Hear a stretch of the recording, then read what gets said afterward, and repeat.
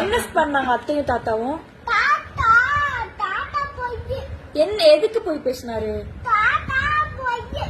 என்ன எதுக்காக போய்? ரொம்ப போய் போய் போய் போய் எதுக்காக போய் பேசுறாரு? தாத்தா நீ சாக்லேட் வாங்கி கொடுக்க மாட்டாரு. பாரு தாத்தா நீ சாக்லேட் கேக் பிஸ்கட் எதுவும் வாங்கி தர மாட்டாரு. ஒண்ணும் கிடையாது, ஒண்ணும் கிடையாது. அந்த முட்டை போட என்ன என்னாச்சு தங்கம்? ஜிடன் என்னாச்சு?